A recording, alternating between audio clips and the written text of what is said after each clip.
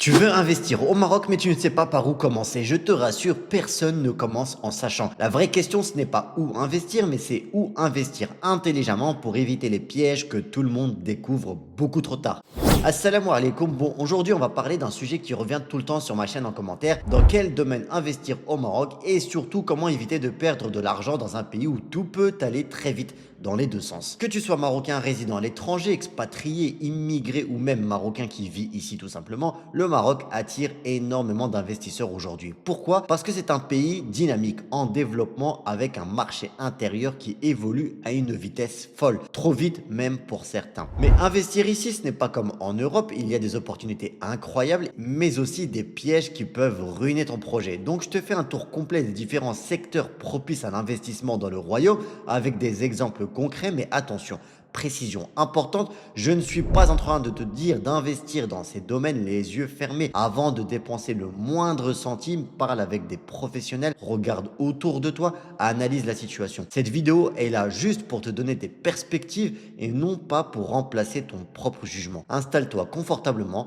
prends un petit caisse ou lâche ton meilleur like et l'abonnement à la chaîne et on commence tout de suite par ce qui attire 90% des investisseurs au Maroc et parfois aussi 90% des galères. Comment parler d'investissement au Maroc sans parler d'immobilier? Alors pour l'immobilier, c'est très simple. C'est soit un cadeau, soit un casse-tête. Tout dépend de comment tu le fais. Et rapidement, on va aborder les différentes options disponibles dans l'immobilier. Avec le premier, les biens titrés. Là, effectivement, c'est la sécurité. Tu as un titre, une propriété claire, tout passe par le notaire, un enregistrement, cadastre, etc.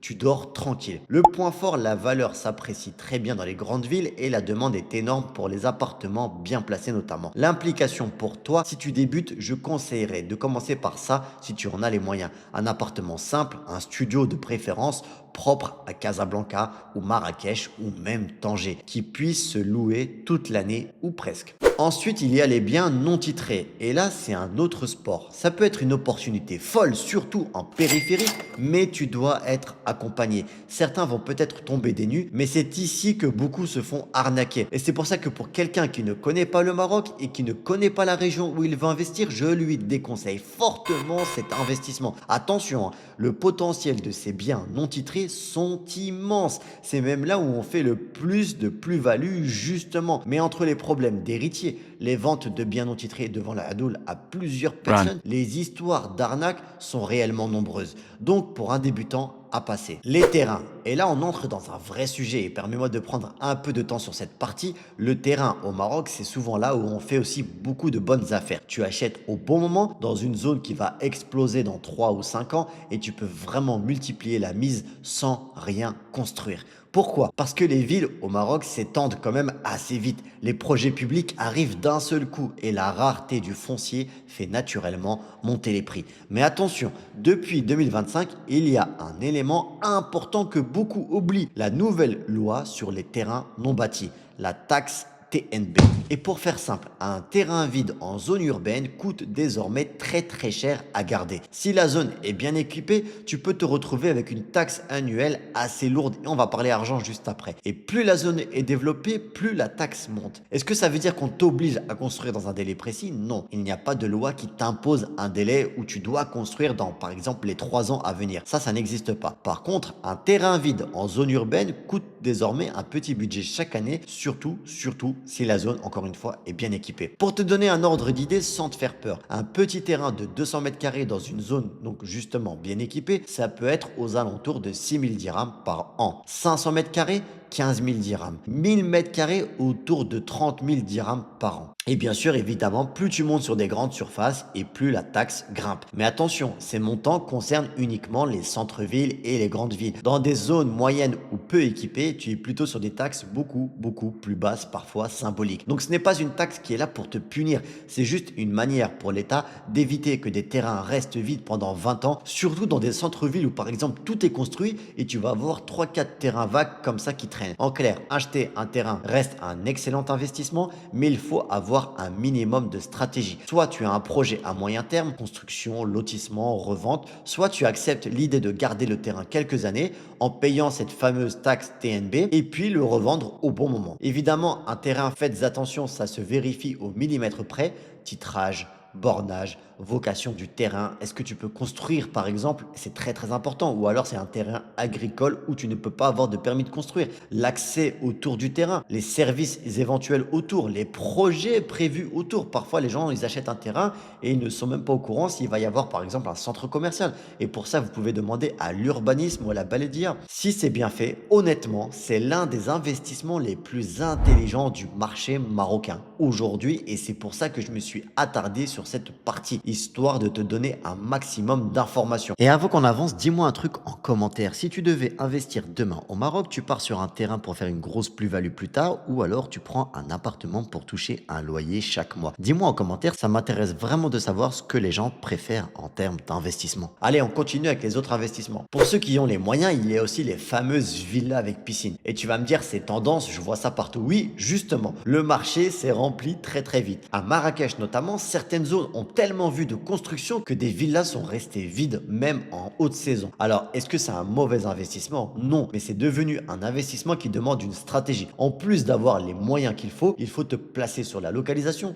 la qualité de la gestion, l'absence de vis-à-vis et puis surtout l'expérience client. Tu vas être obligé de te démarquer. Ok, on a fait plus ou moins le tour de l'immobilier, mais je ne veux pas d'une vidéo 100% IMO. Donc maintenant, je t'emmène dans un domaine où les gens pensent qu'il n'y a pas de place alors qu'en réalité, c'est tout l'inverse. Les commerces. Alors, retiens ça. Le Maroc, et c'est très important que tu retiennes ça, c'est un pays de consommation quotidienne. Je le répète, le Maroc est un pays de consommation quotidienne. Les Marocains mangent dehors, ils achètent leur pain, ils achètent leurs gâteaux, commandent à manger, testent des restaurants, reviennent encore consommer. Ce n'est pas le même Maroc qu'il y a 20-30 ans où nos parents faisaient tout à la maison. Le pain, les plats maison quotidiens, les gâteaux faits maison, etc. Je ne dis pas que les Marocains ne cuisinent plus, je dis juste que ça a énormément diminué. Il y a qu'à voir pendant la période du Ramadan notamment, beaucoup de ftours sont commandés chez les restaurants. Donc un snack ou une pâtisserie bien placée, bien gérée, ça peut être un investissement très rentable, sans pour autant demander des millions d'euros.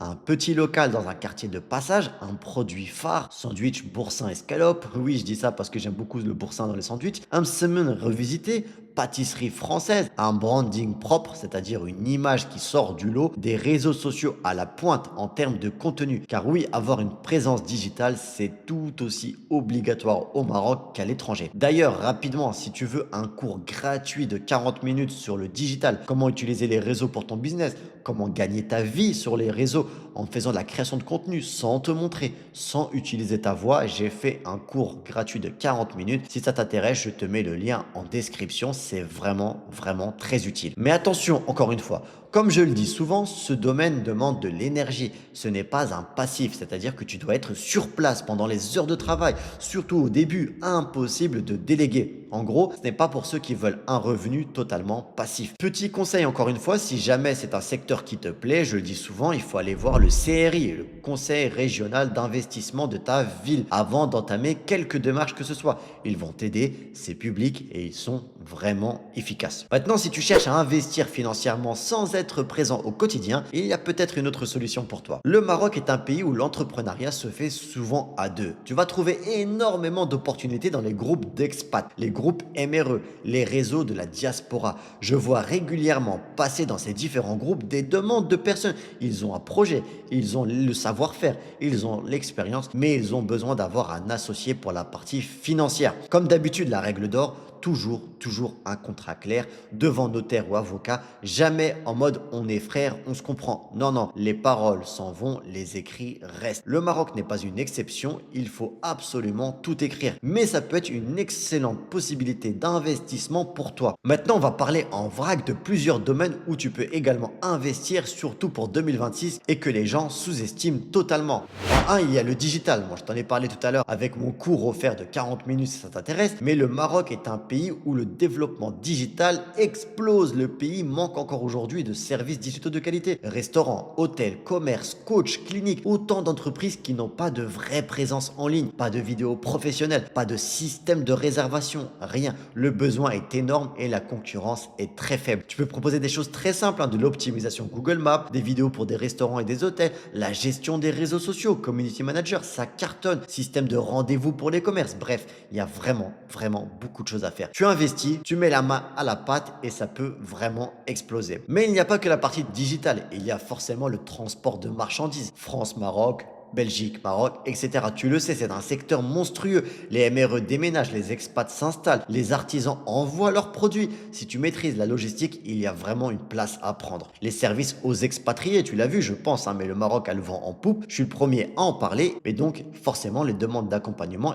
augmentent aussi. Et il y a une raison derrière tout ça. Le pays attire des milliers de personnes chaque année. Accompagnement administratif, installation, comptabilité, gestion, conseil, bref. L'arrivée massive d'expats et de MRE dans certaines villes crée un besoin énorme. Enfin, dernier domaine où investir ou te lancer, l'agriculture moderne et urbaine. Petite surface, des serres intelligentes, irrigation. Ce n'est pas réservé forcément aux grands exploitants. De plus en plus de terrains partagés sont proposés à travers le Maroc. Tu loues une parcelle pour ton potager, tu fais pousser des légumes, des fruits et tu vends. Si tu veux le gérer en mode passif, il y a même certains de ces projets agricoles qui proposent dans la location la gestion de la vente. Ça peut être un vrai passif. Au passage, si ce genre d'analyse t'aide à y voir plus clair et à comprendre vraiment comment le Maroc fonctionne, tu peux t'abonner à la chaîne. Ici, on parle concret, on parle terrain et j'essaie toujours de te donner les vraies infos pour avancer. Bon, tu vois un peu le tableau. Investir au Maroc, c'est d'abord comprendre le terrain. Les vraies opportunités ne sont pas seulement dans le domaine, mais dans la ville, dans la dynamique et dans la manière dont les gens